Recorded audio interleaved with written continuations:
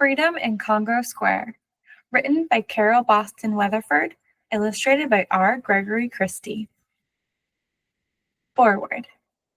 Congo Square is an open space located within Louis Armstrong Park in New Orleans, Louisiana. Many events have taken place there during New Orleans history, including ball games, circus performances, fireworks shows, and police drills. But it was the music, songs, and dances performed by enslaved Africans on Sunday afternoons that made Congo Square known worldwide. These Africans had been captured in West and Central West Africa, separated from their families, placed in chains aboard slave ships, and brought to the new land as property. Some were also brought from the West Indies and other parts of the United States. In New Orleans, they worked Mondays through Saturdays from sunup to sundown, clearing swamps, cutting roads, building houses, growing crops, washing, cooking, cleaning, and whatever else they were told. But based on a law called the Code Noir, Sundays were holy days. They were to be work-free and set aside for worship. In addition to attending church, some enslaved people used that time off to earn money by growing and selling food, hunting, fishing, or working for their owners and other people. On Sunday afternoons, people of African heritage, both enslaved and free, came together to enjoy themselves. They met at different places in the city until a law made Congo Square the only place they could meet. There they formed circles around groups of dancers and musicians in different parts of the square. Inside those circles, musicians played instruments like the ones they knew in their homelands, including different kinds and sizes of drums, along with string and wind instruments. The dances originated in parts of West and Central West Africa and included the Kalinda, Bambalula, Juba, and the Congo. Those who stood around joined in by clapping, singing, and shaking gourd rattles. At Congo Square, enslaved people who had lived in other states as well as other parts of Louisiana introduced different styles of songs, dances, and instruments, including European styles.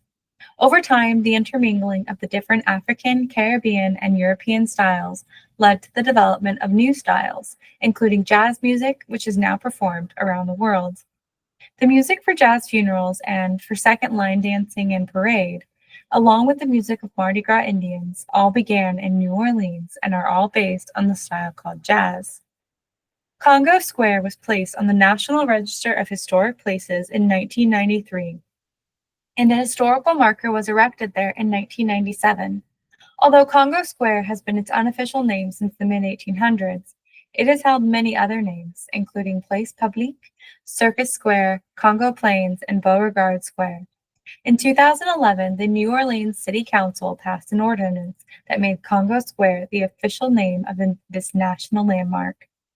Today, thanks to the Congo Square Preservation Society, New Orleanians of all ages and backgrounds, along with visitors from all parts of the world, come together in Congo Square on Sundays. There they enjoy the freedom of expressing themselves by singing, dancing, drumming, and playing other musical instruments of their choice. If you are ever in New Orleans on a Sunday afternoon, feel free to join in. Mondays, there were hogs to slop, mules to train, and logs to chop. Slavery was no ways fair. 6 more days to Congo Square. Tuesdays, there were cows to feed, fields to plow, and rows to seed. A moment without work was rare. 5 more days to Congo Square. Wednesdays, there were beds to make, silver to shine, and bread to make. The dreaded lash, too much to bear. 4 more days to Congo Square. Thursdays, there were clothes to clean, floors to scrub, and babes to wean. Spirituals rose from the despair. 3 more days to Congo Square. Fridays, there were crops to pick, trees to prune, and walls to brick. Run away, wanna run away, some slaves dared. 2 more days to Congo Square. Saturdays, there were beans to can, hens to pluck, and folks to fan. Freedom was slaves' ardent prayer. 1 more day to Congo Square. Week in, week out, from sun to sun, always more chores to be done.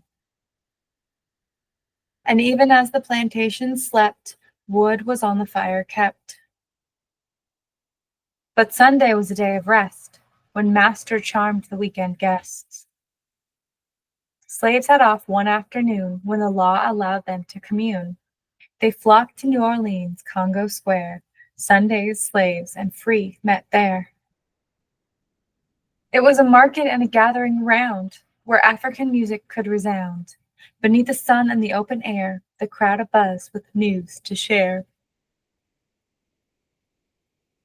Grouped by nation, language, tribe, they drummed ancestral roots alive. They played triangles, gourds, and bells, bonzas, flutes, fiddles, and shells.